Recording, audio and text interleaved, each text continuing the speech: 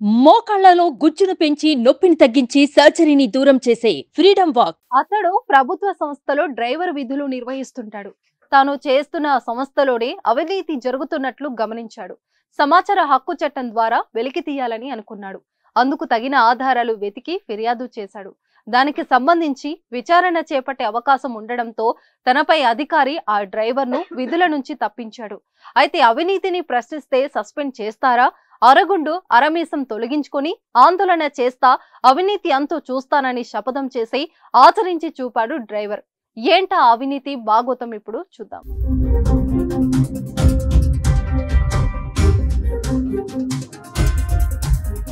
భద్రాద్రి కొత్తగూడెం జిల్లాకి చెందిన కేశిగాని శంకర్ జిల్లా వైద్య ఆరోగ్య శాఖలో 104 వాహన డ్రైవర్ గా విధులు నిర్వహించేవారు.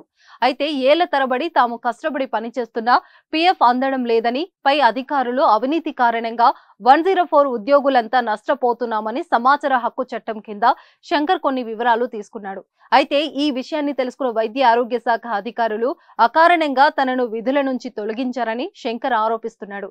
ఎలాగైనా అధికారుల అవినీతిని బహిర్గతం చేస్తాననే భయంతోనే తనను అధికారులు సస్పెండ్ చేసినట్లు తెలిపాడు శంకర్. అయితే అవినీతికి పాల్పడిన అధికారులను ఎట్టి పరిస్థితిలో వదిలిపెట్టనని, అందుకోసం ఉద్యమమైనా చేస్తానని అరగుండు అరమీసం తీసుకుని ఆందోళనకు దిగాడు. ఇల్లందు సిహెచ్సి దగ్గర బుధవారం నల్ల రంగు బ్యాడ్జ్ ధరించి చొక్కా విప్పుకొని అరగుండు అరమీసంతో మీడియాతో మాట్లాడుతూ డ్రైవర్ శంకర్ ఏమన్నాడో శంకర్ మాటల్లోనే విందాం. నా పేరు కేశగాని శంకర్. నేను 104 డ్రైవర్స్ అసోసియేషన్ రాష్ట్ర వర్కింగ్ ప్రెసిడెంట్ గా ఉన్నా. ఈ అరగుండు అరమీసం ఈ కార్యక్రమం దేనికంటే డాక్టర్ జేవేల్ శిరీష నన్ను అక్రమంగా ఉద్యోగం నుంచి తీసి నన్ను మానసిక ఇబ్బంది పెడుతుంది.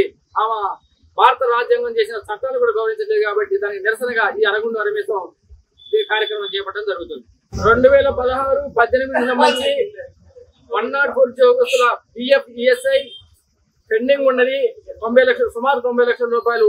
ఆ 90 లక్షల రూపాయలు అటు కట్టిన వాళ్ళు కాదు, ఇటు మాకు ఇచ్చిన వాళ్ళు కాదు.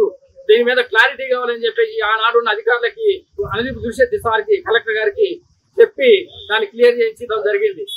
ఇప్పుడు ఉన్న డాక్టర్ శిరీష ఏమైనా జరిగింది కాబట్టి వీడుంటే మనకి ఇబ్బంది అని చెప్పేసి వీడు మొత్తం మన మీద అధికారులకు చెప్తుండని ఒక రాంగ్ డైరెక్షన్ ఇచ్చేసి నన్ను వేరే జీజీహెచ్ హాస్పిటల్ పంపించడం జరిగింది. అంతేకాకుండా ఆ జీజీహెచ్ పోయిన క్రమంలో 1,80,00,000 బడ్జెట్ ఉంచుకొని జీతాలు ఎందుకు ఇవ్వట్లేదు అని గట్టి క్వశ్చన్ చేసి అసలు బడ్జెట్ ఎంత ఉంది సమాచార హక్కు ద్వారా తెలుసుకునే ప్రయత్నం చేశా. దీన్ని దృష్టిలో పెట్టుకొని వీడు సమాచార హక్కు ఆర్టీఐలు వేస్తుండు, వీడు ఇక్కడ ఉంటే మనకు ప్రమాదము, వీడిని ఎట్లయినా పక్కన తప్పియాలనే ఉద్దేశంతో అనుదీప్ దుర్శెట్టి కలెక్టర్ గారికి అప్పుడు సమాచారం, irregular, negligence, violence of rules అని చెప్పేసి నా మీద లేనిపోయిన అబండాలు మోపి నన్ను ఉద్యోగం తీసేయడం జరిగింది. నేను ఆర్టీఐ అనేది తప్ప భారత పార్లమెంట్ చేసిన చట్టాలే కదా, భారత పార్లమెంట్ చేసిన కదా, మరి న్యాయ వ్యవస్థను గౌరవించిన డాక్టర్ జేవేల్ శిరీషపై తక్షణమే చర్యలు తీసుకొని ఆ ఉద్యోగం నాకు కల్పించాలి, నాకు జరిగిన నష్టాన్ని పూడ్చాలి, నన్ను నా కుటుంబాన్ని రోడ్డు మీద పడకుండా కాపాడమని ఉన్నతాధికారులందరికీ వేడుకుంటున్నాను.